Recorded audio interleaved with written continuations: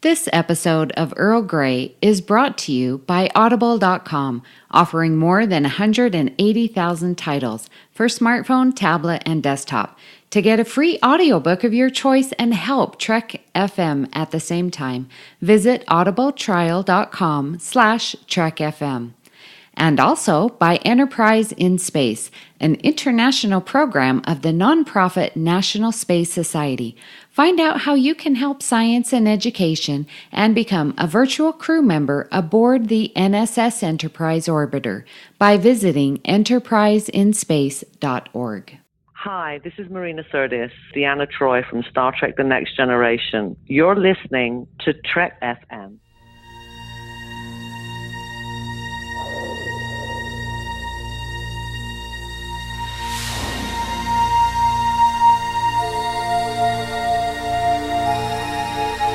T. Earl Grey Hot.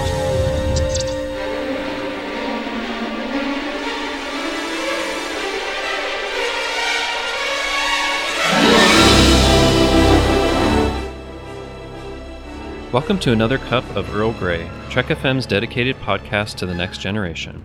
I'm your host, Justin Ozer, and join with me today from the future is Richard Marquez. How are you today, Richard? Oh, I'm doing great. This whole blue stuff, I don't know, we're tapped in a stasis field or something like that. Can you get me out? So, before we bring in our special guest this week, we have some Babel Conference feedback from episode 215, which was about romantic relationships on The Next Generation. So, Tim Hand said, "Always hoped to see Picard eventually have a long-term love interest of his own after the tragedy of what happened to his brother and nephew killed in a fire. Wouldn't like to see the Picard family line end with him, thinking maybe Anij would be that woman for Jean-Luc, to eventually settle down with after he possibly retired after Nemesis." On another note, many thanks Amy, Justin, and Richard for reading out my comment from the previous episode regarding Gowron the Lamb. It really caught me by surprise. Amy would read that out, so I can't thank you all enough for the kind interest you had in it. Sadly, I do not have any photos of little Gowron or when he grew to be a respectable size. It was way before phone cameras were a thing and didn't use a conventional camera at the time all that much, so very sorry. Many thanks again for your kind interest.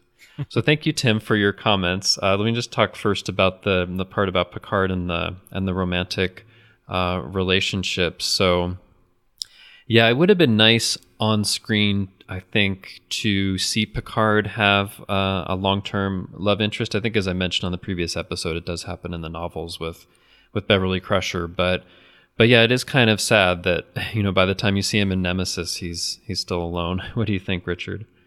Yeah, it sucks. It sucks to be a captain, especially on probably the busiest ship that's in the fleet. You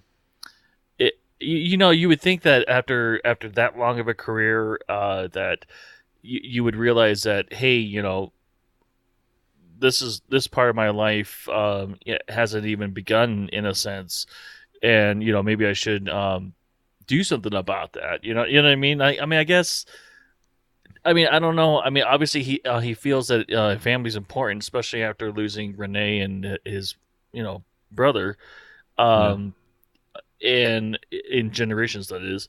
But like, you would think that something like that would be very important to him, even more so now than it ever was, and just retire and start doing that. I mean, because I mean, it feel the importance of you know, continuing his family line, I guess. Yeah, because basically by the time you hit Nemesis, he's over 70.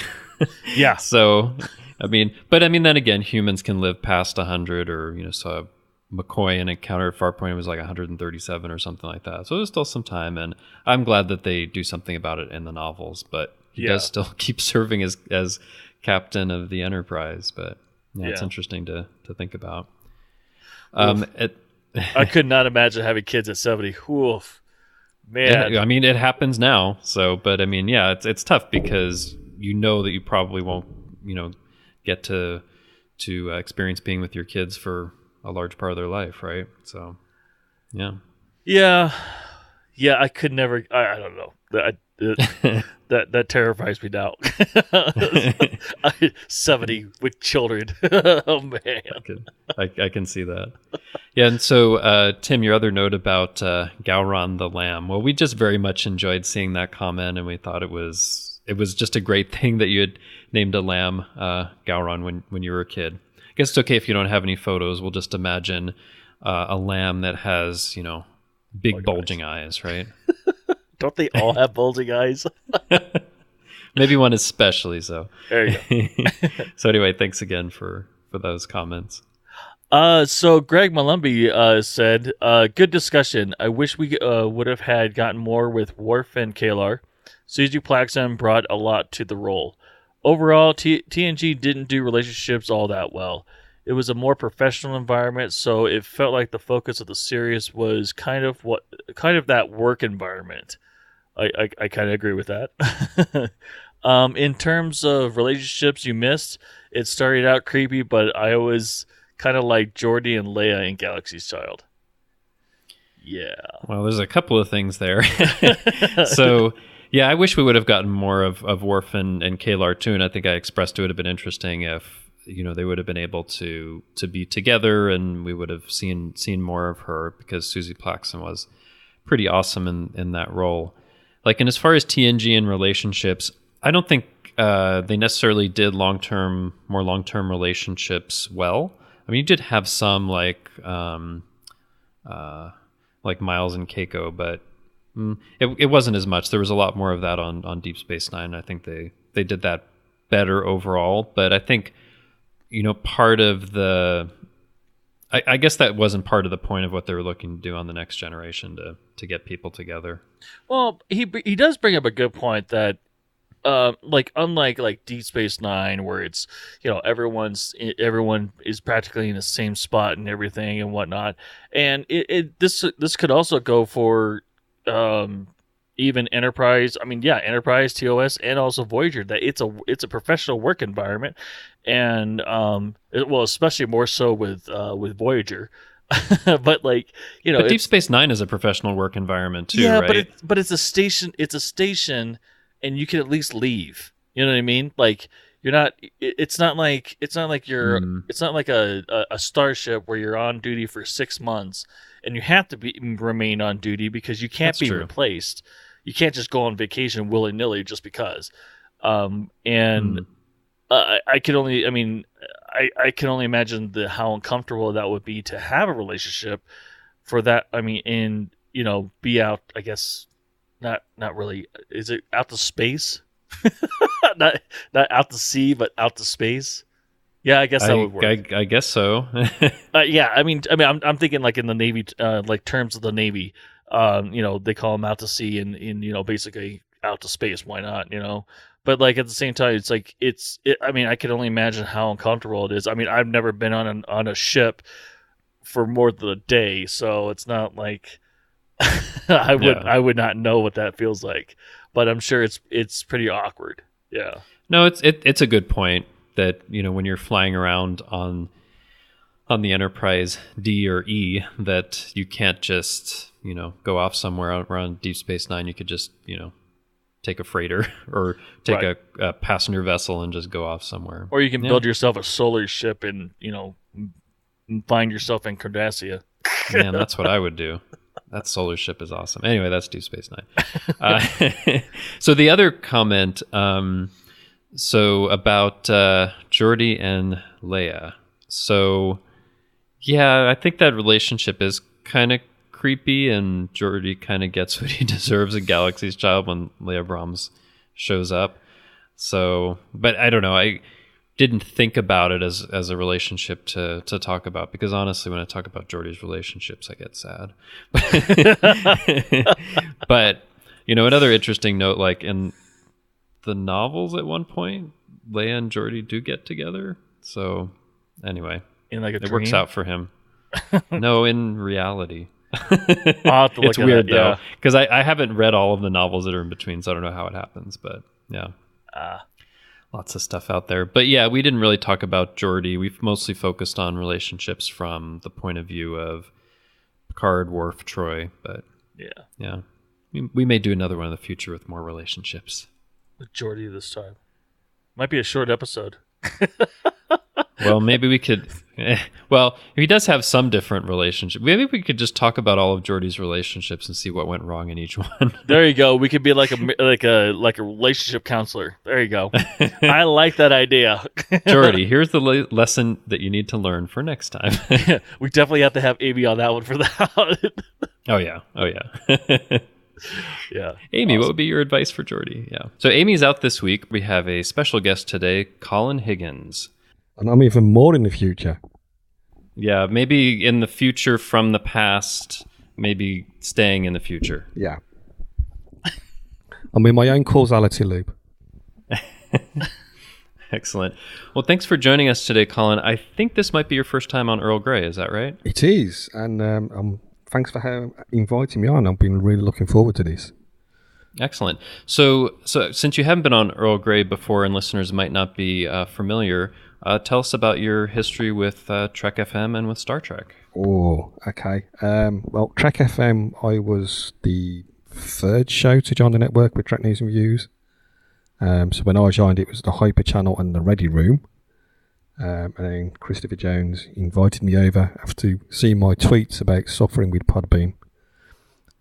He said, come join me on Trek FM. Bring a British voice. So I did. And then I instigated Decades, which was a Star Trek Online podcast. Melodic Treks, I instigated that, which was then taken over by Brandon. And I've done a few episodes of the Ready Room and potted around here and there on various shows on Trek FM. As for Star Trek, I've been watching Star Trek since I was about 7 years old. So it was on the reruns on BBC Two in the UK, and they rerun TOS. My first episode of Star Trek was Spock's Brain. Nice introduction, huh? Yeah, that was my very first episode. And you're still a fan? And I'm still a fan. It's a fun episode. Yeah. And then obviously Next Generation came out, and I watched that. That was on at 6 p.m. over here. So I used to get home from school and watch Next Gen. So I actually watched it when it first aired. Nice. And then I've watched every incarnation and every movie of Star Trek ever since. So today we have an interesting topic. I'm just going to explain it a little bit. So I'd noticed that there are some episodes in The Next Generation where there are people from the past who are ending up in the future, in the 24th century of The Next Generation. And I thought it might be interesting to talk about those different episodes and those experiences that we see those people have. There's actually 4 episodes that we'll be covering today. The Neutral Zone, The Emissary, A Matter of Time, and Cause and Effect. And I've just put together some discussion questions. We'll just talk whatever comes to mind, but I thought it might be interesting as a way of connecting a unique kind of time travel that we have here. And Colin, I think you had chosen that from some topics that I had given you. What was it about that interested you? I love time travel. I know a lot of people hate time travel, but I really like time travel because from a script writing point of view, it gives them, they can literally go anywhere. You know, and if when they do time travel, like Time's Arrow, I mean, who'd have thought Mark Twain would have been in Star Trek? Yep, that's one of my favorite two-parters, actually. Yeah, and it just allows the script writers to go to places, delve into history, or if they want to do something off the track, like in Voyager, they can time travel to the 26th century. In Enterprise, they went to the 30th century. So it gives a lot of range and depth to a show when you can jump around the universe. Yeah, that's a good point. And I've always loved time travel as well for the possibilities it opens up. And, you know, in The Next Generation, you even have like an All Good Things Q taking Picard billions of years in the past to see, you know, life forming on Earth. And in other shows, you go further into the future. I think in, what is it? In... why am I blanking on the name of the episode? Living Witness. I think they actually go as far as like the 36th or 37th century or something like that, which is crazy. So it can be kind of all over the place, but and it does open up a lot of possibilities. But for this in particular, we're talking about you know, people that are from some time in the past that are kind of, waking up or ending up in the future, and they have to, kind of deal with the consequences of being there. So the first one we'll be talking about is the Neutral Zone. It's a season finale of the first season of Next Generation. And I'll just give a little summary from Memory Alpha just to refresh everyone's memory. After rescuing 3 ancient humans from cryogenic stasis, the Enterprise D is ordered to the Romulan Neutral Zone on an important mission. So the time travel aspect is, probably about half of this episode. But let me start with you, Colin. Like, overall impressions of this episode and, these 20th century humans ending up in the 24th century. Well, the main thing that hit me with this episode when it first aired was, oh my God, the Romulans are back. And they are bigger and badder than ever. I mean, that warship was huge. Oh yeah, much bigger than the Enterprise D. Yeah, and Mark Alamo, otherwise known as Coulter Cat, actually says, he spreads his hands and say, behold, basically. And then the humans waking up from cryogenics is like the B plot. In some ways, I think it detracted from Here Are the Romulans, but in other ways, it was Star Trek doing what Star Trek does and reflecting social issues. You had 3 very different people, and how them 3 very different people reacted to, oh my God, I woke up 200-300 years from where I started. And it was the character interaction and how they dealt with the future that was the social aspect. And then the Romulan aspect was, what, as we know, was supposed to be the first of 3 episodes to introduce the Borg. But the writer's strike messed that up. So you've got two different storylines, and they are totally different. And I think it works better if you watch them as 2 separate storylines rather than the overlap. And it works better that way. Yeah, and I think that the plot with the 3 humans, waking up hundreds of years in the future, that was added as a bit of an afterthought. As you said, because of the writer's strike, they had to scale back their ambitions for introducing the Borg there and had to do it another time. So, I mean, we'll pretty much focus on that aspect of it, those humans, instead of, the appearance of the Romulans, which was a huge deal at the time. But your overall thoughts on the Neutral Zone, Richard? Honestly, it felt like a weak episode, to be quite honest. I mean, with the reemerging of the Romulans, you'd think that after 50 years of no communication that they would actually focus more on that. I mean, I know that so I actually rewatched it today, and just to get it fresh in my mind. I mean, I know the story pretty well, but I just wanted to refresh my mind this morning, and it just felt like that the 3 human Americans. Basically, that's what it was. I think they are basically all Americans. Yeah. It screams American. But like, I felt like that was the A plot, and the Romulans was the B plot. You know what I mean? Because it didn't feel as you would think that a story that big would be on a grand scale, but it didn't feel like that. It just felt like, oh, okay. So back to the humans, or back to the Americans, sort of thing. And it's I think it's a very fun episode for someone to like be basically blasted into the future, so to speak, and to wake up into this future that's beyond anything that I'm sure that they even imagined. But like, yeah, I mean, it was that one of kind of those stories especially when it came to the Romulans. So you think it'd be better or bigger. So that's interesting, because I like the episode quite a bit. I mean, it does feel a little odd with these 2 things that are going on, but I think the ability to reflect on what in the Star Trek universe has changed from the 20th century to the 24th century is interesting. And also, I put myself in their position. Like, what would it be if all of a sudden, I woke up and it was 370 years in the future? I think the initial reaction of the people seems fairly calm. They don't kind of freak out until a little bit later, but I think I'd freak out immediately. I'd be like, oh my God, everybody I know is dead. I have no idea what's going on, and nobody's telling me anything or whatever. So, Colin, like, just put yourself in their shoes. If that happened and it was 370 years in the future, what do you think your reaction would be? I probably would. I mean, my first reaction would have been like, obviously to Worf, because when I went to sleep, then there was aliens were speculation, and we hadn't even left our solar system, and here I am waking up, and who the hell is this creature? That would have been your first. I think they reacted way too calmly to Worf and Data. Well, Claire does faint when she sees Worf, but we don't see the reaction of the other people. No. But you would think they would be like, what is going on? Yeah.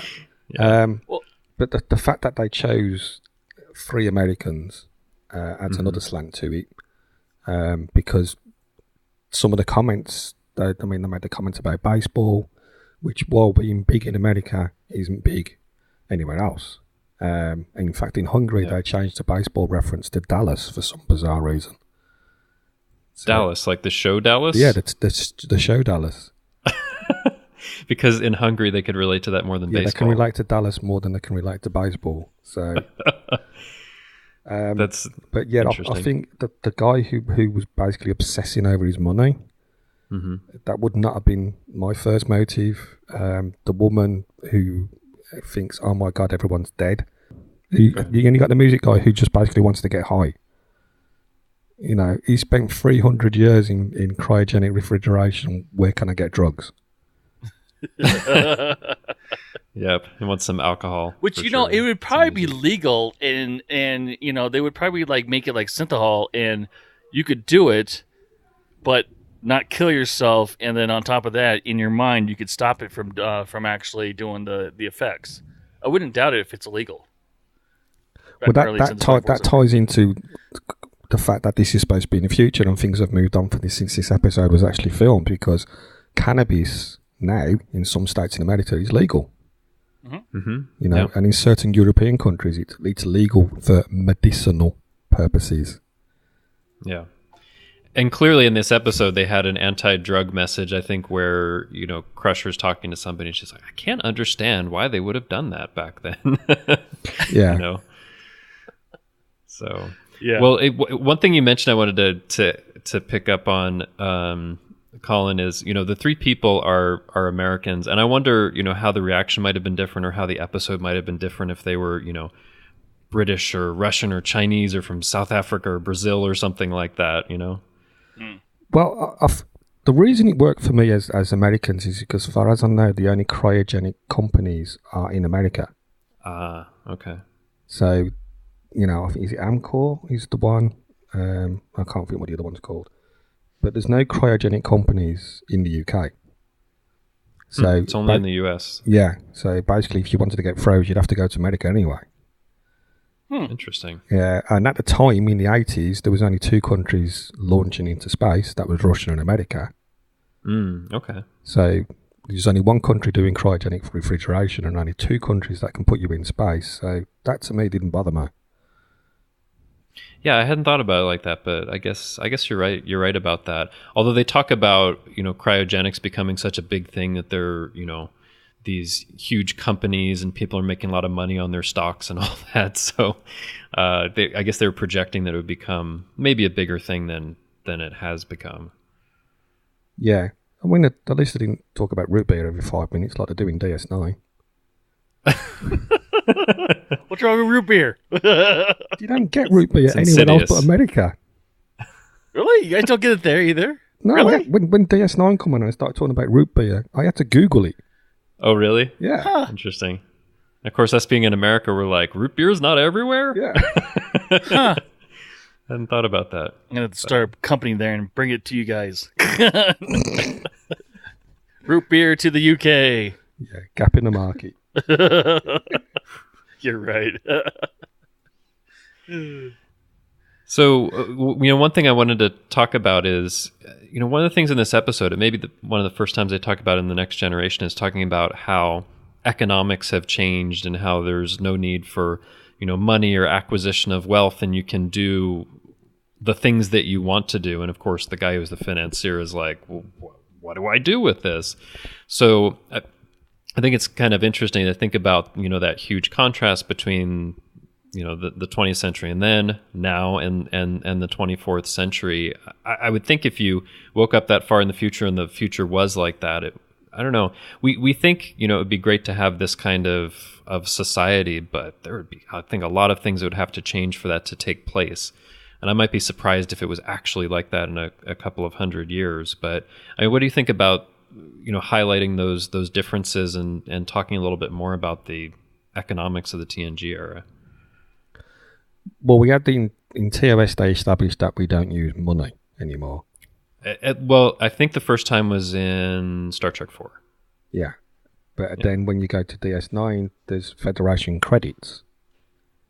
Mm-hmm. And well, because on DS9 they're not in the Federation, I think. But yeah, it's not quite explained. So the financer could have, took a shuttle to Ferenginar, you'd have fitted right in. That's true. He could go somewhere else and make some money. What's interesting is there's actually a follow-up novel about that guy, Ralph Offenhouse, who's the financier, and he ends up becoming a Federation ambassador who deals with the Ferengi, which I think is kind of appropriate. That's very fitting. So, but yeah, I mean, I think at least in the novel, he finds his way to do things. But you're right. Like, Picard could have explained, well, we don't do it that way in the Federation, but if you want to take your chances somewhere else, go ahead. Yeah. Well, he references it again. I mean, we've got the benefit of hindsight, obviously, but in Star Trek First Contact, he says to Lily about the finances of the future are different. We work to better ourselves. You mean you don't get paid? You don't get paid? Yeah. Yeah, so I mean, they're presented with this situation where they don't have to worry about that, and they have to figure out, what to do. And I wonder, like Richard, if that happened and you woke up in a future where you didn't have to worry about making money and you could do kind of what you wanted to do, like what would you do with your time in that future? Play all them board games. I don't know. I don't know. I really don't know. I mean, you have to think about it. I mean, that's the situation they're in. They're like, for all of my life, I've had to worry about, making money and making a living. I'm going to have to think about this for a while. I don't know what I would do, I mean, probably like in the next 370 years, like you said, in the future, practically all of Earth will be pretty much populated. And basically every animal is hunted or I don't know. I mean, I really don't know. But that's funny you mentioned. That's funny that you guys mentioned that, because everybody would be dead that I know. I mean, besides my ancestors, or not ancestors, my descendants. Yeah, descendants. There you go, like grandchildren and all that kind of stuff. But I was just actually talking to my daughter about this. She was like, "Well, what would happen if everybody was gone, Dad? Like Jennifer, me, Grandpa, Grandma, everyone." I'm like, And it's funny because my wife actually asked me this a long time ago too. I would actually probably move to Alaska because I absolutely love the wilderness. I absolutely love being out there in the middle of nowhere and doing survival stuff and whatnot, and just being out there in the middle of the wilderness. Yeah, that's something I guess I would have to find a planet that's either uninhabited and, probably die there. But well, if it is the Star Trek future, there's lots of, colonies and other planets out there. Yeah. So that's ultimately what I would There wouldn't be much do. point going to Alaska because. Well, yeah. I mean, 370 years from now, I don't know what it would look like, but I guarantee it wouldn't be like what it is now. I mean, there's still plenty of wildlife or in lots of unexplored land that's still there, but not as much probably in 300 years. Yeah. So what about you, Colin? What kind of things would you do? I mean, given the fact that once I got my head around the fact that I was 350 years into the future, which would be a major buzz, major buzz, I'd be thinking, oh, wow.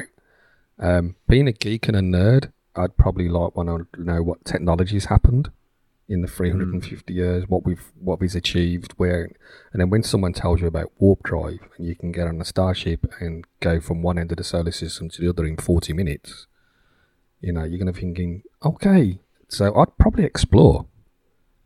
I would probably explore. Obviously, you haven't got to pay for it because there's no monetary system. You know, if you want something to eat, you just walk up to a replicator and ask it. So you ain't got to worry about the money. So yeah, I'd probably seriously explore. I wouldn't do like the woman does and try and reconnect with my family, because I think probably some of them wouldn't be bothered because they wouldn't know you're from Adam. Literally. Yeah. You know, so you'd be like their great granddad who they don't know anything about. Yeah, imagine if somebody from like 1650 who was one of your ancestors came to the present day and they were like, Colin, I want to get to know you. I mean, their world is completely different, right? Mm. And you'd also be thinking BS. Like, how could that be? That's true. That's true. Yeah. You know, but in the future, they obviously, you know, in Star Trek, they know about time travel and stuff like that. So they probably would have been more to be able to get their head around the fact that this is someone from your theoretical past. Yeah. Yeah, her descendant would probably be like, oh yeah, like that thing I read about in this novel over here. Okay, I can accept that. Yeah. Like, it must happen sometimes. Yeah. Interesting. And I dare say at the academy they teach about Kirk slingshotting around the sun. Stolen by Christopher Lloyd. Yeah, that's the thing. It seems like they might have the means to actually send them back to the past, but they never really even talk about that. Would you want to go? That's the thing though, Justin. Would you go back to the past if they could send you back?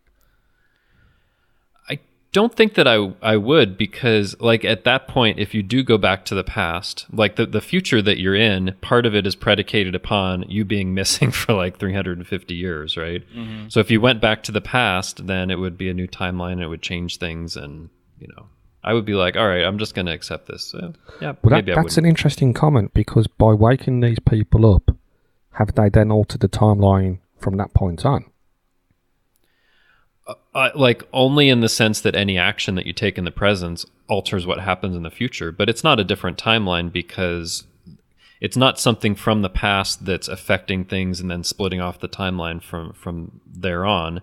It's just, this is the present, and something it's a little weird to talk about this because they're time traveling in the sense that, like, they've been frozen, they don't know anything for 370 years, and then they wake up, but they've actually been there the whole time. They've just been frozen, right? Yeah. But if they hadn't woke them up, say for argument's sake one of them procreates, then they would have died anyway, because they would have gone to that binary star system, right? Yeah. But no, the future does change because they wake them up instead of, you know, letting it drift off into a sun. But that's the same way that any action that you take changes the future in some way. Yeah, you know, the butterfly effect. Yeah, even having this podcast at a certain time instead of half an hour later might change certain things in the future, right? So, yeah. But it is interesting that Data makes that decision, and later Picard is like, they were already dead. What's the worst thing that could have happened? He's like, well, it seemed like a good decision at the time. So, yeah. Anyway, I think it's, yeah, it may not be the strongest episode, but I think it's very interesting in putting yourself in their shoes and seeing. A major thing about this episode as well is the fact that Crusher actually saves someone. 3 people. Saves 3 people. She does save people, but Pulaski's that must have been like pre-Enterprise or something like that. I don't know. Yeah. Hey, she gets hit with some tough situations, all right? So the next one we'll be going on and talking about is the Emissary. Of course, not to be confused with Emissary from Deep Space Nine. So the Enterprise crew has to deal with a Klingon sleeper ship whose occupants don't know the Federation and Klingons are at peace. On board to help them is an emissary who, coincidentally, is one of Worf's former love interests. So this is probably most well known as the first episode where we see Kalar. But, you know, part of what's motivating her to be there, or the reason for her being there, is that there's this Klingon ship that's been found. They've been in cryogenic sleep for 75 years, back when the Federation and the Klingons weren't at peace. I guess they were still in a state of war at that point. And that they're worried that when they wake up, they'll just start attacking some Federation outposts. Let me just ask, for impressions on this episode, overall, Colin? Overall, I liked it. There's some parts of it that make me scratch my head, like why is Susie Plaxton arriving in a torpedo. I didn't get that. They couldn't have a starship. They couldn't have a starship, yeah. And, that was available, and so they launched her in a torpedo. Yeah, but it is kind of weird, like launch you at warp 9 in a torpedo. I don't think we see that anywhere else in Star Trek that I know of. That was very bizarre that they'd do that. And the other thing is the ending. Spoilers, folks. It's like there's only 2 Klingons on the bridge. Mm-hmm. Yet all the Klingons believe that it's a Klingon ship because the Klingons are at peace because there's 2 Klingons on the ship. Well, I interpreted it as there are 2 Klingons and they're kind of commanding this Federation ship, and that means that that they're at peace and that people can serve on each other's ships. It was maybe a little unclear. Maybe Worf's just that convincing, but, it is a bit. Klingons probably wouldn't think like that. Yeah. Klingons are like, bat left first, think second. Mm-hmm. Yeah, I would have thought they would have just kept attacking until they got destroyed because, they have an old ship with inferior weapons. The Enterprise could probably destroy them, but yeah, that part's a little that's baffling. The other thing on all is we've seen in various episodes where the order goes out from whichever captain take out the weapons system. Mm-hmm. So they could have just done that. I mean, that ship was like so old, the Enterprise could have quite easily annihilated it. That's true. I mean, Picard didn't want to annihilate it, but they could have just targeted the weapons systems or disabled the engines or something, right? Yeah. That's a good point. One thing actually about this episode that I think is maybe a little odd is like, why are they in cryogenic sleep for 75 years? Like, what happened? What was the purpose? A malfunction, I'm sure. Actually, maybe I should ask Richard, like, your overall impression of the episode. Again, it's another one of those B plots. I mean, it turns out that it wasn't a big. I mean, obviously, it starts the whole story, but obviously, it's more about Worf than anything else. But it's a. I mean, I guess what was that episode in Enterprise? Was it Augments? Is that what it basically? No, not Augments. What are you talking about? The arc with the augments, or the one with the Klingon? With the Klingons. For some reason, I thought they're. Oh, I'm thinking the TOS and TNG stuff where they tried to explain the forehead and everything. That's right. Never mind. Oh yeah. Well, I mean that's the Enterprise 2-parter. Yeah. I know which one you mean. Yeah. That doesn't count now. It's called the Augments, but yeah, it's just it was for some reason it was reminding me about that and that these guys were obviously not really remnants of those people, but yeah. Anyway, no, because it's 75 years before. I think they're coming from 2290, so this is in the middle between like Star Trek 5 and 6, I think. So it makes sense that they'd have the ridges, although it kind of looks like they have the exact same uniform that you would see in the TNG era, but you would think that it'd be like TOS or something like that. Maybe they updated their computer. I mean, what you see in TNG for the Klingons is based on the TOS movie era, so yeah. I guess it kind of makes sense, but it did look more like what you would see on TNG. Yeah, but it was also blurry. I don't know if you saw that because this is also another episode I watched before, right after that one. That the ship was actually blurry. I don't know if it didn't look like. Yeah, it was a little blurry. It was because it was the ship from Star Trek: The Motion Picture. Is it really? Or was it? Yeah, that's what it is. It's the ship so from Star Trek: The Motion Picture. Yeah, copy and paste. Yeah. Yeah. Probably. So the actual ship was from Star Trek: The Motion Picture, and they just blotted it up a bit with a few special effects and that. But it's basically the same ship you see attacking Vija. Well, that makes sense then. Okay. Yeah. So I guess one question I have is, so the motivator for Kalar to be there is that there's this Klingon sleeper ship that's going to wake up after 75 years. I mean, Richard, does that work as a motivator for Kalar to be there, or would it have been better if there was a different reason for her to be on the Enterprise? No, I think it was a good story. I mean, I really think it's a good story. I mean, it's a great way to introduce her, and what better person to debrief the Enterprise than the Klingon ambassador who who has firsthand knowledge, I'm sure, of what's going on. So, but yeah, I think it was good. Yeah, I thought it was. Yeah, I'm actually curious, Colin. Like, so at the end of the episode, Kalar boards this Klingon ship, and it's going to take 3 days for them, I think, to get to Kronos. Like, what's she going to do during those 3 days to help adjust them to the 24th century? Yeah, bring them up to speed. Just what, like a history lesson of what's happened in the last 75 years? Yeah, I mean, or? So when they went into hibernation, then, even though Klingons lived 200 years, they probably got through a few chancellors in that time, because they like to kill each other. Yeah. She'll also have to bring them up to speed that Klingons no longer kill each other to get promotion. So I thought they still do that in the TNG era, like when Riker visits a Klingon ship. Well, we had that episode where Riker swapped ships. Mm-hmm. He didn't actually kill anyone; they just beat each other up. That's true, but I think that he was saying that that's still I think you can still assassinate to get to the top, but maybe I misinterpreted that. They're probably just being nice to him because he's human. Yeah. But yeah, and she's going to have to give him basically a history lesson. So by the time that they got back to Kronos, they would have had at least an inkling of what's been going on. Right. But I mean, I don't know what the crew complement is on that ship. I should imagine it was maybe 100 people. And so that's a lot of people to bring up to speed in 3 days. I'm imagining like a big auditorium on the ship, and she's like lecturing them about Klingon history. I mean, that's what I'm trying to imagine. Like, would it really be a history lesson, or would she have to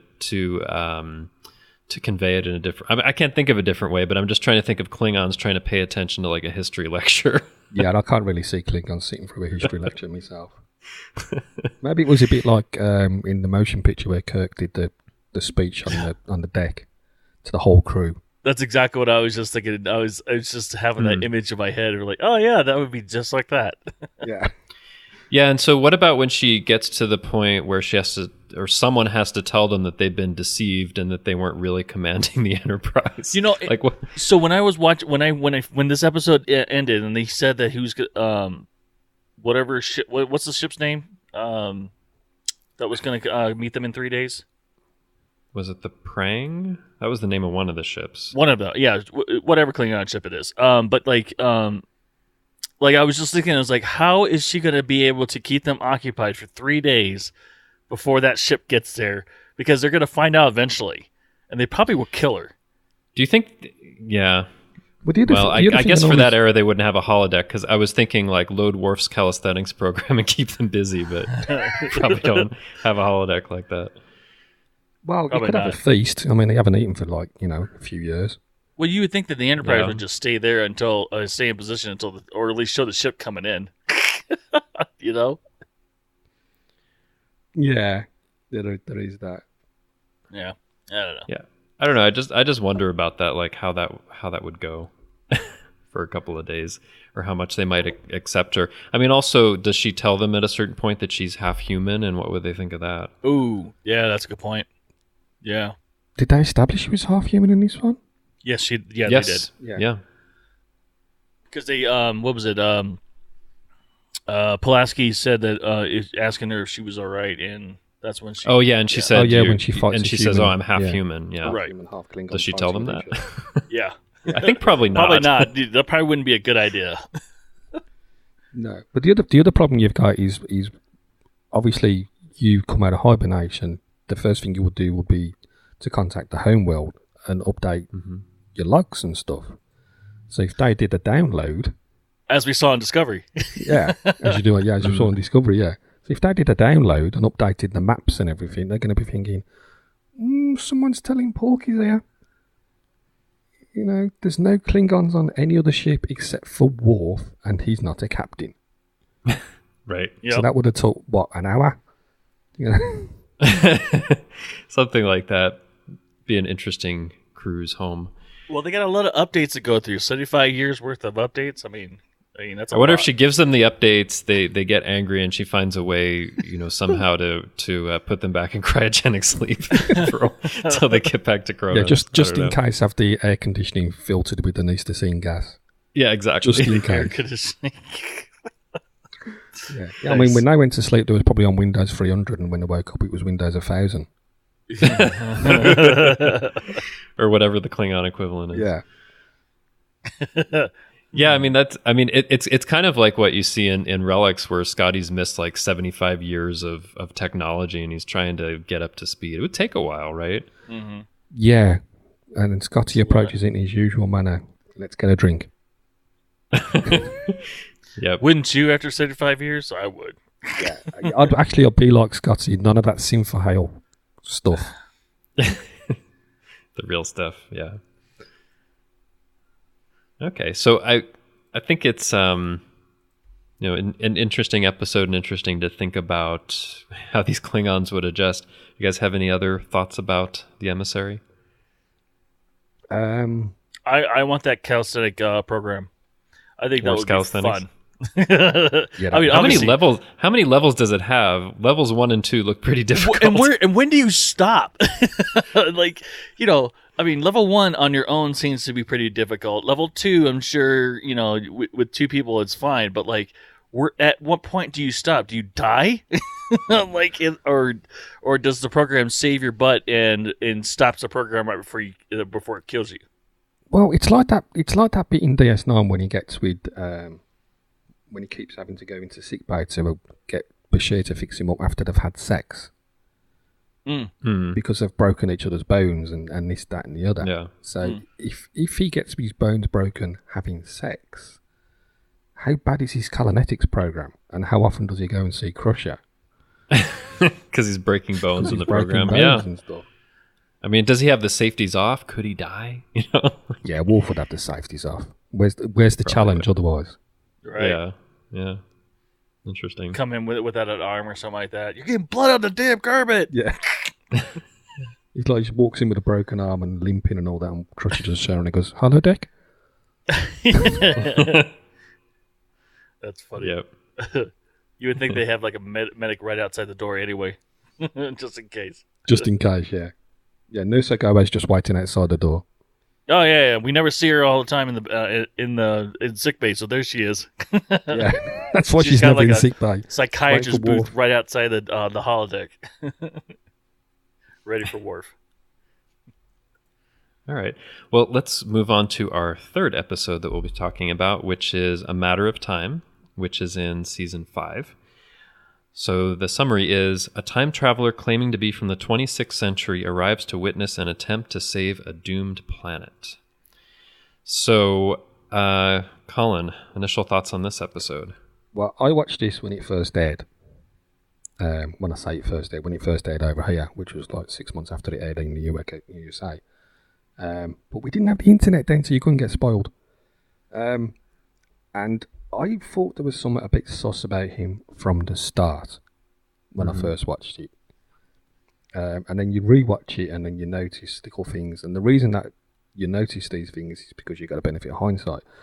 But the thing that made me a bit sus was the fact that when he beams onto the ship, he makes a point in Picard moving. Mm-hmm. And that to me was an authority thing. So he could have beamed anywhere on that ship. He didn't have to beam onto the bridge, and he didn't have to beam to where the captain's standing. So the first thing he does is make the captain move. So he's doing an authority thing straight away, and then he's very, very evasive in the fact that he can't interfere. But by being there, he's interfering because he's making him second guess. I'm not sure why nobody on the crew was like, okay, you say you want to observe and not interfere, but if you're really from the future, you have interfered by definition, so what's going on? Yeah, and I don't want to detract you from your duties, but can you do this questionnaire? Yeah. Yeah, it is a little odd, but so you knew there was something suspect, but the first time you saw it, did you realize that what was actually happening was he was from the past and not the future? No, I didn't get that he was from the past. I genuinely thought when I first watched it he was from the future and he had an ulterior motive. But when you get the reveal, then you think, right. But then you start thinking, well, if he's got a time ship from the 26th century, why travel to the 24th century to steal technology? Why not go to the 26th? I mean, maybe because in the 26th century, they have things like time ships and would be able to detect that he's actually from the past. Yeah, yeah. Or there's the fact that he's only jumped a few hundred years, so you could invent something that's not too advanced. Or maybe that was next on the stop list. On the stop list, yeah. Yeah. It's scheduled to leave at this time. Yeah, I got to go. If it didn't work out here, so I'm going to go to the 23rd century. I'm out of time.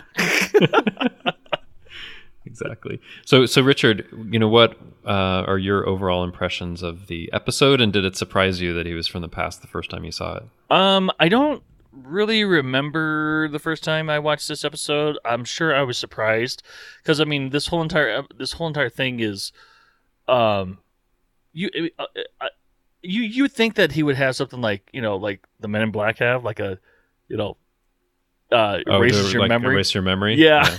You think he had something like that.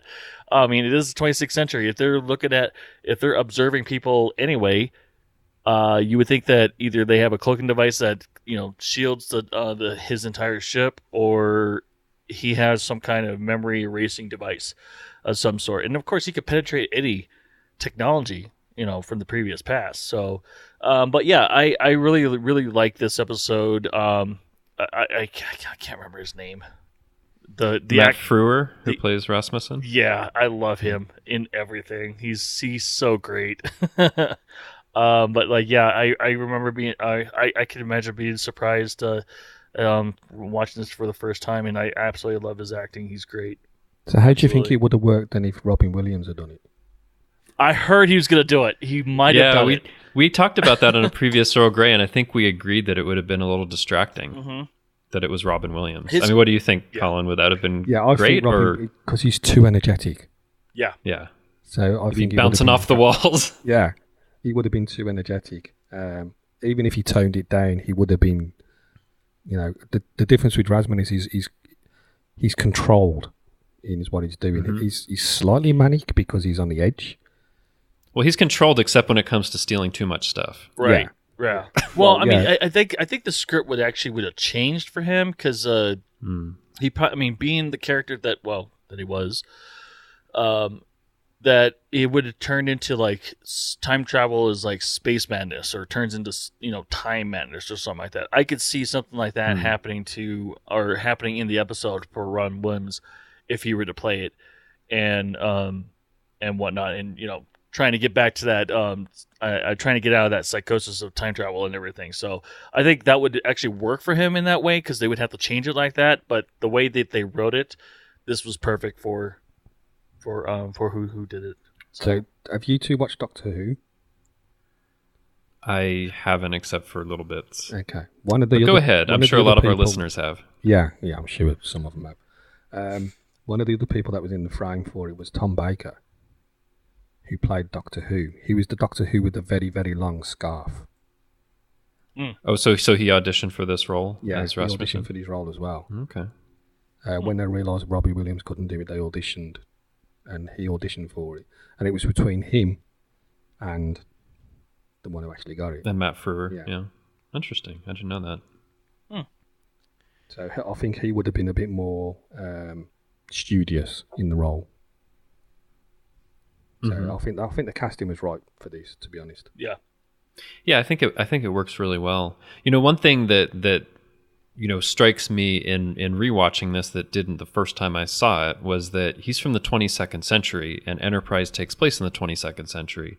So, is what we see here with Rasmussen and some of the discussions that they have about the difference between, and they do mention some things about the 22nd century, even though they don't know he's in the past. Does it kind of fit with that, or what do you think in terms of, comparing it a bit to Enterprise and what we see there?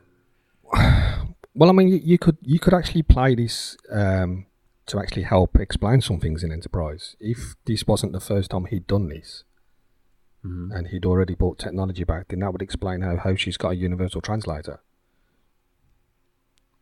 which wasn't introduced until TOS, because they actually built it in TOS. Yeah. So that they didn't, but they could have used it to explain that. But then the other side of the coin is the fact that some of the stuff he steals wouldn't have worked anyway, because he steals Geordie's visor, which doesn't work without the implants. True. Yeah. And he also apparently doesn't realize what happens at the end, which is as soon as the door opens, the computer deactivates everything inside. Yeah, which conveniently so it never does when the Enterprise is boarded. Yeah, So but it can do it for a 26th century time ship. No, but I mean, it disables the phaser, the pad, the tricorder, and so if it can disable phasers, then when someone boards, why doesn't the ship just disable all the weapons? That's a good question, unless they had to specifically program it because of their suspicions to disable anything inside of the time ship. Yeah, that's true. They're probably just, this is us. What we'll do is we'll set this program up and blah blah blah. So yeah, that would make sense. Yeah, maybe. I mean, the one thing I think of is, I think he says eventually admits that this time ship from the future just showed up in the 22nd century and he took it over. That kind of makes sense with what we see in Enterprise, where there's this temporal Cold War and people are traveling from the future to affect the 22nd century, right? Yeah. Well, that's the other side of this discussion. He's trapped in the 24th century and he's from the 22nd century. So by the same token, there's a guy from the 26th century who's trapped in the 22nd century. I think that's true, unless he killed him. But yeah, there is a guy that's must be trapped in the past. Yeah. It's a guy that's underneath the bridge in Voyager. Or wherever he was. Yeah, I mean, but some of the other things that because they're having this discussion about the 22nd century and some vessel, and I think they're asking like, what is the biggest change since the 22nd century? And I think Worf says, having phasers, and Riker says something about a warp coil, and Crusher says about still having to use masks and gloves. Some of that stuff might align with Enterprise and other things not, but it's interesting they were just throwing the stuff out that they thought would change in the 200 years. Oh yeah. Yeah, they had a type of tricorder in Enterprise.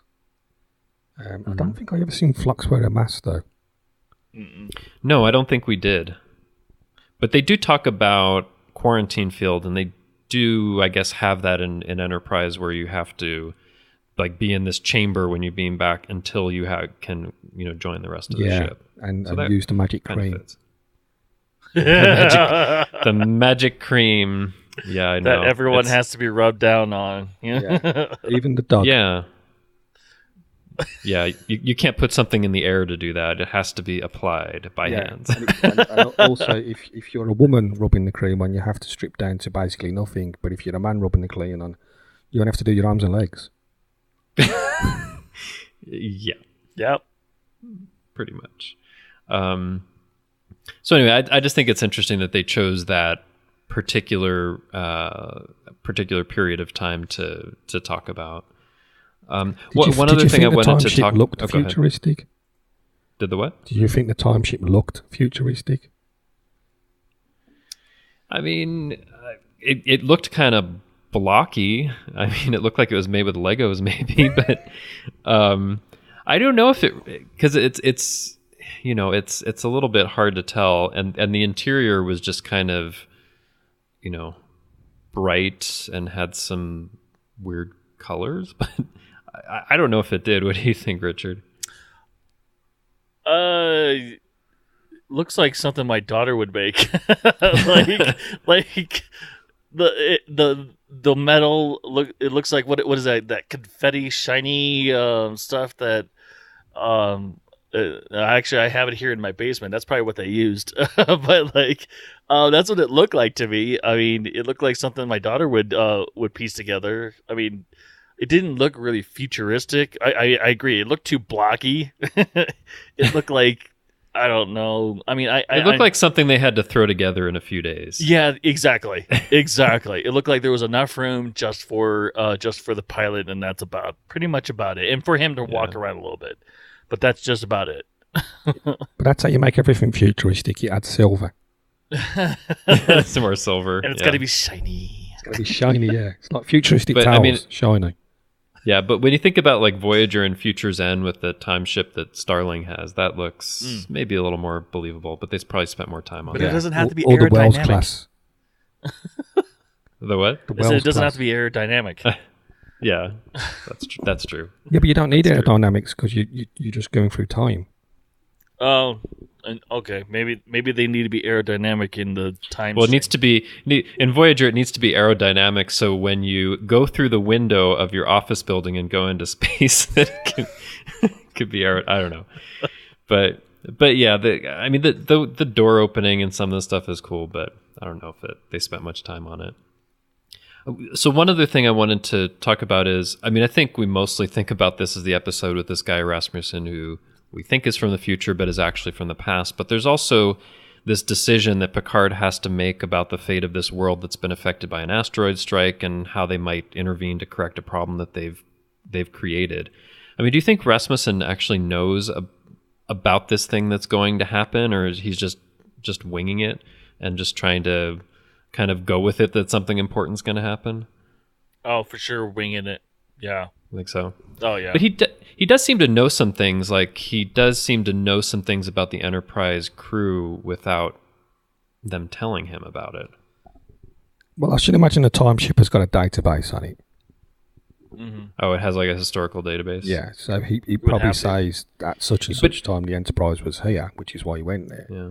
So it has a historical database, but not schematics for like a tricorder or from the 24th century or something like that. Okay. That's like good if you thinking. read- That's good thinking. Yeah, I didn't even think of that. yeah, but it's like if you read a history book, it will tell you about a battle, but it doesn't tell you what they used to fight the battle. Yeah, but that's a book. We're talking about like an actual computer, that has almost anything and everything. You know what I mean? Yeah, you'd think if it was a time ship that's meant to travel into the past that it would have, useful schematics and data for where you might go. But I don't know. Maybe some of that information gets lost or something. Or even like a replicator that would actually replicate things that you would need in that time frame. Yeah, You know to what I blend mean? in. Yeah. To blend in, yeah. Well, yeah, because in First Contact, Picard walks into the lift and says, "Computer, 21st century clothing." Civilian. Yeah, and it makes it. Yeah. That's true. So why couldn't he, in this 26th century time ship, say, computer, make a 24th century tricorder, and then he could bring it back to the 22nd century as something that's believable? What, didn't he say he reverse engineered? Something about, because didn't he confront when he confronted Data in the time ship that he was going to reverse engineer and like basically, come up with all these stuff all of a sudden, like an invention every year or something like that, or Yeah, I think he says that. Yeah, maybe that's the reason why he didn't want to go too far into the future, so he wouldn't be able to figure it. So he at least be able to figure it out. Yeah, and it would look a believable invention. You mean not something that's wrapped in Silver. in silvery wrapping paper? It's like if you wanted to take a Voyager episode, the guy who is basically Steve Jobs, right? Henry Starling. If he'd have invented a computer from the 30th century, then it would have been so far ahead of everything that no one would have been able to build it. That's true. So Rasmus wanted to introduce things that were that they would be able to build, so it could be mass produced. Mm-hmm. That makes sense. Yeah. So but before we go on to the next episode, I just wanted to add things. So the end of the episode, Picard is basically telling Rasmussen that he has to stay. He can't go back to the past. And he says, "Welcome to the 24th century." Did you guys notice that in the neutral zone, Picard is also telling the humans they're welcome to the 24th century, and in the emissary, Worf is telling the Klingons welcome to the 24th century? Yeah. Yep. Yeah. I never noticed that until I watched them together, but like they're using the exact same phrase. No, I never noticed it till I watched them together either. Yeah. So.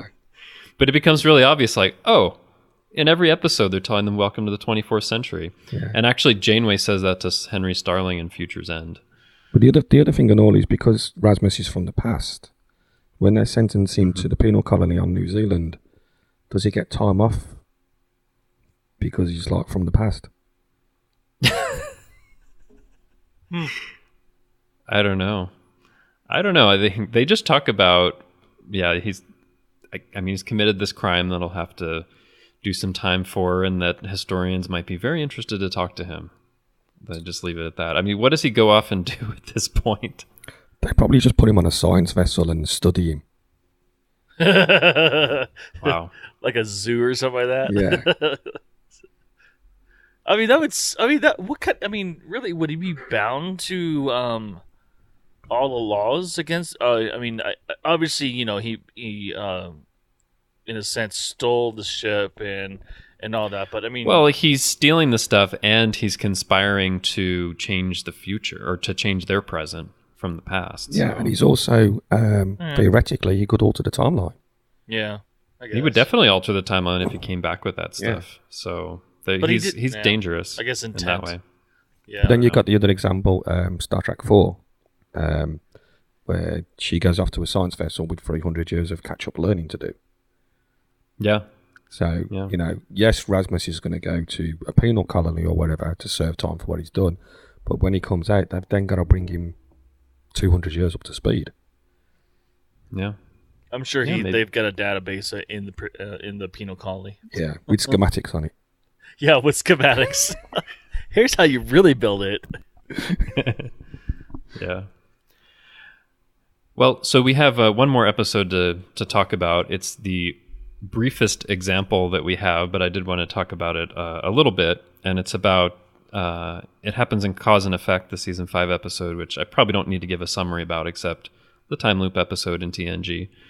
But at the end of that, after they're out of the time loop, a ship appears that is from, I think it's 90 years before the Bozeman with Captain Bateson, and they're going to have to bring him up to speed for what's going on in the 24th century.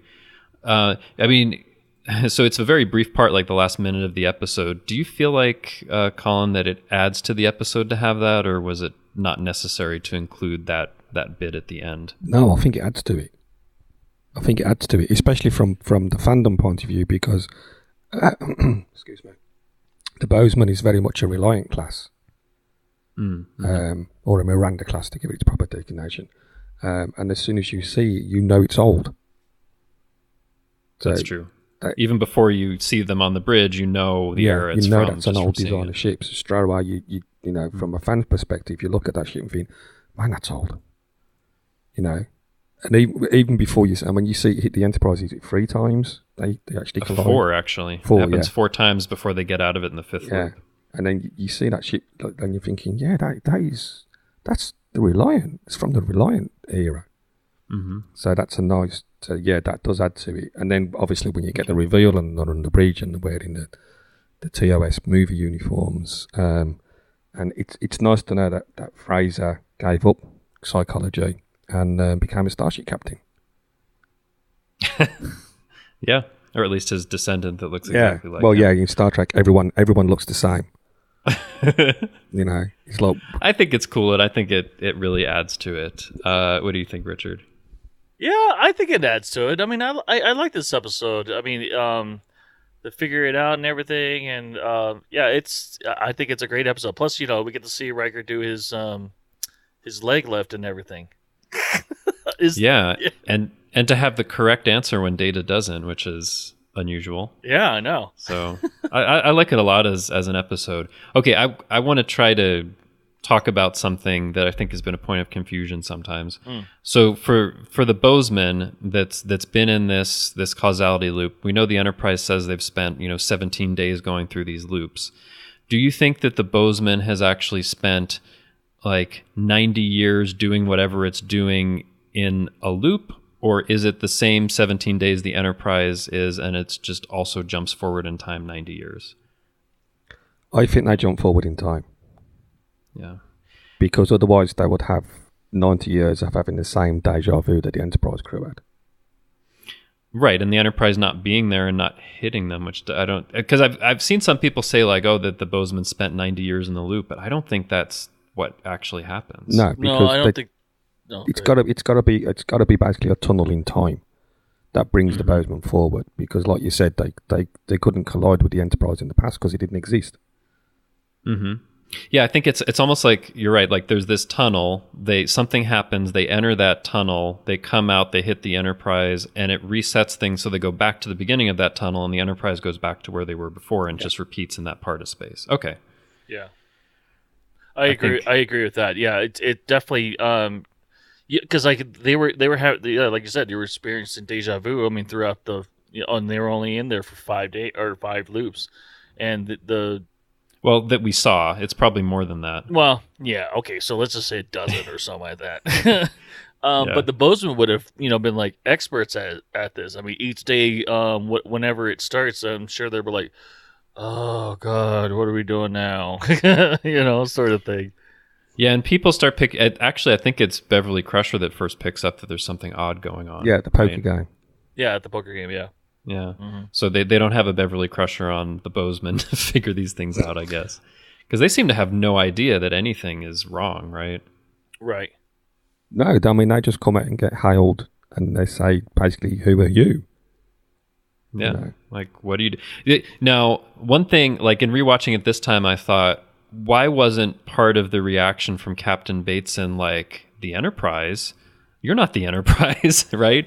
Because they would know, I think at that point, it would be, maybe it's not the Enterprise A yet. But anyway, seeing the Enterprise D, they'd be like, they would have to think something's wrong. Like, this is not the Enterprise they know, right? Mm-hmm. No, you would think, given the uniforms that they're wearing, it would be the A.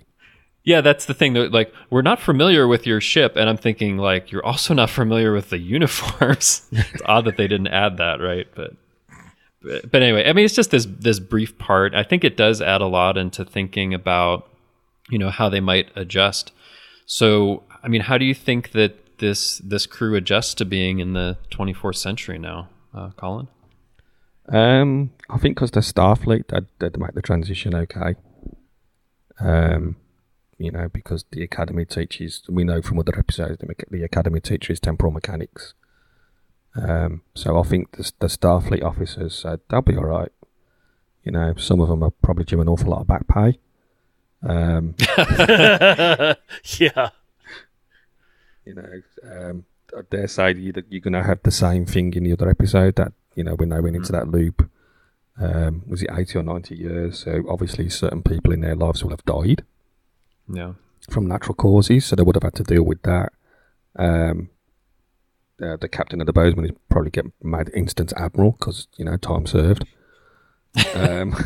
Well, we established they were only in a time loop for 17 days, so they only need to be paid for 17 extra days of service. Damn, you're an accountant, man. No, I see what you mean. They'd have to figure all that out. Yeah, but it's also interesting. I mean, you say like they get the repetition of like. They know what the cards coming and stuff like that. But the other side of this particular episode is the fact that they filmed this 5 times. So the actors had to do the same things 5 times. So when they're doing it at the end and they're getting, I personally think if they filmed it in sequence, when they did it the 5th time, I would think that was genuine apathy on their parts. Because I've done this 5 times now. I think there must be a celebration like, yes, we've done the 5th time. But I mean, like as a viewer, I think it is interesting to watch because, Jonathan Frakes as a director has different angles and different, parts of the scene that he's filming. But for the actors, yeah, it's probably like, gotta do this again and again and again. Yeah. So how do you two feel it would have gone if Kirstie Alley was in it as Saavik? I don't know. I mean, I would have loved to see that. So was it just that she wasn't available? No, she wanted too much money. I mean, it would have been interesting. I mean, of course, if that would have happened, we had Kirstie Alley in Star Trek 2, but then Robin Curtis in 3 and 4, and I don't know. But I would have liked to see it, and it would have been interesting. But also, I think if you did that, then you should have some kind of follow-up, right, where you see what's happening with the Bozeman and with Saavik, because that's a character people would be, very interested to see, much more so than Bateson, who they didn't know before, right? Yeah. Well, I mean, what do you think, Richard, if it was Kirstie Alley as Saavik on that ship? I don't know, to be quite honest. That's an interesting question. I I don't know. I really don't know. I mean, that's. She wasn't going to be the captain. I really don't know. I mean, I like the idea. I mean, it's in universe. It would have created a problem though, because this ship was from, I want to say, was it 2278? Yeah, and you see Saavik in Star Trek 2, 3, and 4, and I think that those take place after that time. Is that right? I think so. I mean, me personally, I think it would have detracted from the reveal. Okay, because you would have been distracted by that, like, oh my god, it's Saavik. Oh wait, what happened? Oh, like in the credits or something like that. I hate that. I hate when it does that. You would have like, you know, Kelsey Grammer comes on the screen and Saavik standing next to him, and you'll straight away not listening to Captain because you're thinking, oh my god, that's Saavik. I think that's definitely true. It would have been distracting. You know, well, I wanted to finish up the. Oh no, go ahead. Star Trek Discovery. The Enterprise flies in. Mm-hmm. You know, the Enterprise is only on screen for like 5 seconds, 10 seconds. Yet social media went into meltdown. You know, it would have been like that with Saavik on that bridge. Yeah. No, I could see that. It would definitely distract from what's going on in this particular episode. And then to go into the next one and wonder what would happen. I mean, the thing with Discovery, though, is, I mean, they're going to follow it up and you're going to see what happens. So, but if it was just Saavik there for, 30 seconds, just standing there, yeah, I don't know if it would have really added now that I think about it. And the other thing is as a general rule, TNG is episodic rather than serialized. Mm-hmm. Yeah.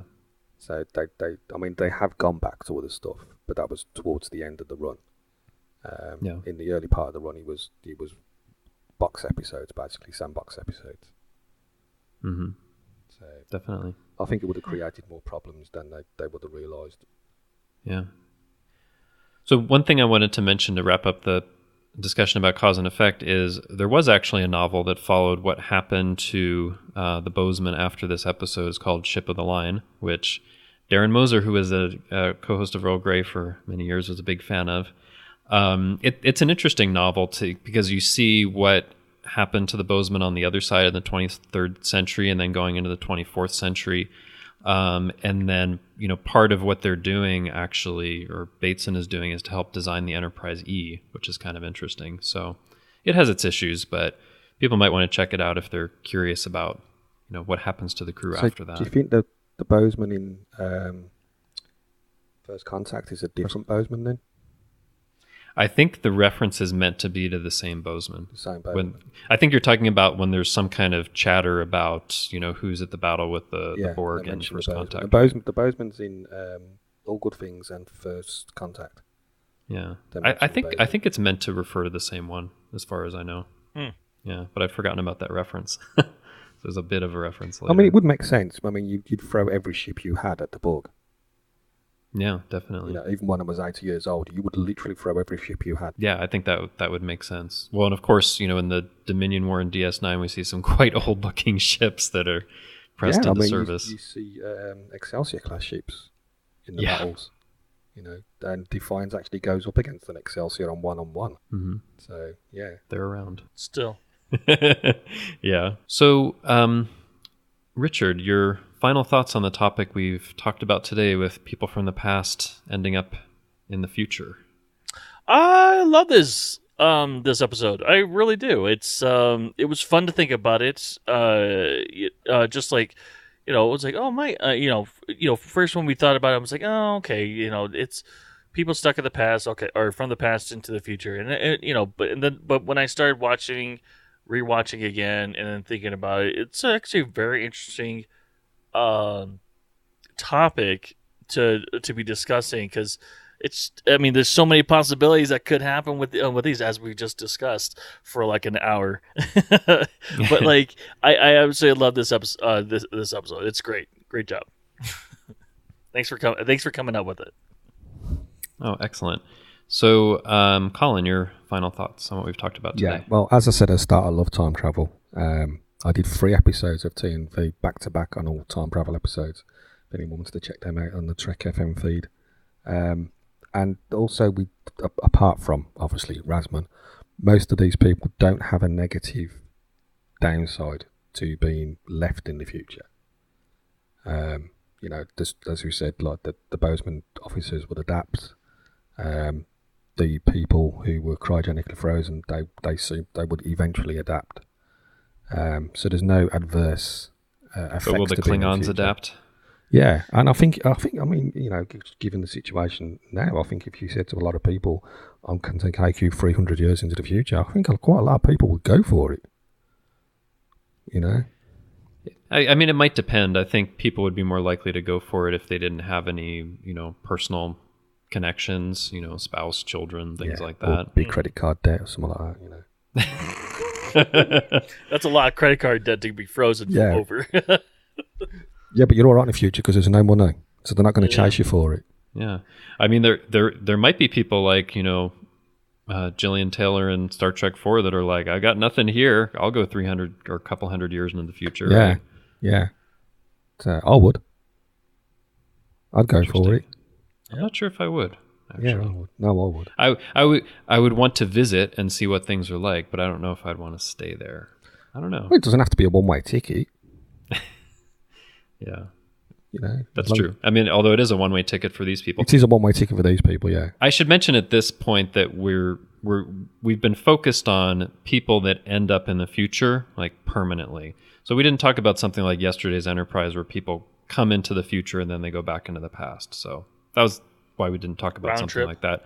Round trip, right. I was more interested in people that are just kind of stuck there and how they might have to deal with it. So, but I mean, as for the most part, they all don't have any adverse effects to it. So, and it would have been interesting to do a follow-up on some of them to see if, it would have been interesting to, like, for argument's sake, if they could have weaved the Bozeman into a storyline somewhere along to see how that crew adapted. And then you could have used that as a reflection point. I think that would have been a good thing to do. But yeah, I mean, time travel, as I said, endless possibilities. And it's also, it gives them a chance, especially with Emissary, it gives them a chance to reflect social issues. In Emissary, you've got greed, drugs, and family. Oh, you mean the neutral zone? The neutral zone, sorry, yeah. You've got greed, drugs, and family. And basically the idea is, if we took you into the future, which one of these things would affect you? Mm-hmm. So, that's Star Trek doing social issues. But yeah, I enjoyed all these episodes, and like Richard said, great topic to come up with. So thanks for having me. Oh, excellent. So yeah, for my final thoughts, when I came up with this topic, I wasn't exactly sure if it would work or if we'd have enough to talk about, but I think there was more than enough to talk about, and we probably could have talked more about some of these episodes. So I enjoyed it quite a bit. I always love time travel as well, like you do, Colin. So any opportunity to talk about it is great. So yeah, thanks so much for being here, Colin. Where can listeners find you online? You can find me on Twitter on COLMH01. That's probably the best place to get me, to be honest. And the Trek News and Views Twitter account is up and running. That's Trek News Views on Twitter. So feel free to follow that. And it's basically pure Star Trek stuff. So it's trivia, birthdays, images, any tidbits I can gather around. I'll tweet on the Trek News and Views Twitter feed. So, give that a follow. Excellent. Yeah, and I'll second that. I follow Trek News and Views on Twitter, and there's lots of great stuff that you put up there that's Star Trek related. So, all right, excellent. Well, thanks so much for being here today. We appreciate you guesting on the show and giving us your opinions on these episodes. Yeah, thanks for having me on. And anytime someone else goes on a sabbatical, I'm here. Excellent. Thanks so much. So we wanted to give you a preview of next week. So our guest will be Nick Anastasio, and we will be covering our favorite badass Picard moments. I think we're looking forward to this one, right, Richard? That's right. We're gonna put on our tank tops and freaking go guns blazing. I wonder how many of the moments will be from the movies as opposed to the episodes. Probably the movies. Yeah, it's not like Janeway, where she copies him, down the corridor with the rifle. So that's what we'll be talking about next week. I think we'll have a good time doing that. And also, here's your chance to prepare to give us what your favorite badass Picard moments are. Well, it's been so fun talking about people from the past ending up in the future on the Next Generation, but that isn't the only thing we've been talking about here on the network. Here's what you might have missed elsewhere on Trek FM. Previously on Trek.fm, Standard Orbit. As for Star Trek X-Men, I remember seeing those books when I was a kid, like actual novels, and I thought that was the most ridiculous thing I'd ever seen. And I still hold to that. I really think that's odd, honestly, when you mix together properties like that, like Star Trek Planet of the Apes, or, Star Trek Doctor Who, and Batman Ninja Turtles, right? It's like, well, these things exist in their own universe for a reason. That's why I don't really ever care to see a Star Trek Star Wars crossover. I really don't. The Edge, a Star Trek Discovery podcast.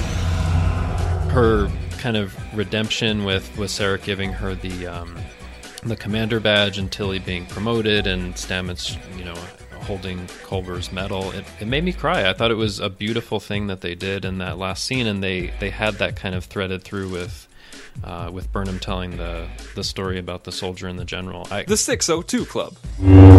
Actually, I would say this is probably my favorite of the stories, because there's the civilization that Luke visits, and they have a relationship with the Force, which they call the Tide. Warp 5. It was in the episode A Night in Sickbay. Oh my goodness. Where Archer tells that story about how he got Porthos, because that whole episode is about him trying to get some sleep while also worrying about whether Porthos is going to survive the night. And that's what else is happening on Trek.fm. Check out all these shows and join the conversation about your favorite corner of the Star Trek universe and beyond. You'll find us wherever you get your podcasts. If you're an Apple user, be sure to hit the subscribe button in Apple Podcasts on iPhone, iPad, or Apple TV, or the desktop iTunes app to get your latest episodes as soon as they are published. And please leave us a star rating and written review. That helps others to find the show. If you're not an Apple user, we've got you covered as well. You can find our shows on Google Play Music, Stitcher, TuneIn, Spreaker, SoundCloud, Windows Phone, and most third-party apps, and you can stream and download the MP3 file from our website or grab the RSS link. We'd love to hear your thoughts on today's show, and there are many ways for you to do that. The best place is to join the larger conversation is the Babel Conference, our listeners group on Facebook. Just type in Babel, Babel, into the search field on Facebook, and it should come right up. If you'd like to send us an email, you can use the form on our website at trek.fm/contact. Choose to send to a show and select Earl Grey. That will come right to us, and we might read your email on the show. You can also find the network on Twitter at TrekFM and on Facebook at facebook.com/TrekFM. So, Richard, where can people contact you when you're not caught in a temporal causality loop? Well, when I get out of it, they can find me on Facebook. I pop in here and there on the Babel Conference, stir a little bit, but that's pretty much about it. But they can also follow me on Twitter. My handle is xransom. So, Justin, where can people contact you when you're not pretending to be from the future? Well, I'll have to pretend to be from the future and see. Well, no, it wouldn't work as well as it did for Rasmussen. Never mind. Because I'm still in the present. There you go. Well, you can find me on Twitter. I'm at TrekFan4747, where I tweet about nothing but Star Trek. By the time this drops, I will be starting to tweet out my Season 5 rewatch of The Next Generation. And you can also find me hanging around the Babel Conference on Facebook. If you'd like to help us keep all our shows coming to you each week, you can become a patron of the network on Patreon. Visit patreon.com/TrekFM. That's patreon.com/TrekFM to get all the details. Perks include early access to episodes, exclusive content, producer credits, and more, available through our special patrons website, The Patron Zone. It requires a great deal of money to produce, host, and distribute these shows each month. We really appreciate any support you can give us and hope you'll join the team. Again, you'll find all the details at patreon.com/TrekFM. We'd like to take this opportunity to recognize our current associate producers, Norma Lau, the amazing Justin Ozer, Michael Huter, and Thomas Appel. Thank you for supporting Trek FM and Earl Grey. So join us next time for another cup of Earl Grey. Today is a good day to die! Welcome to the 24th century.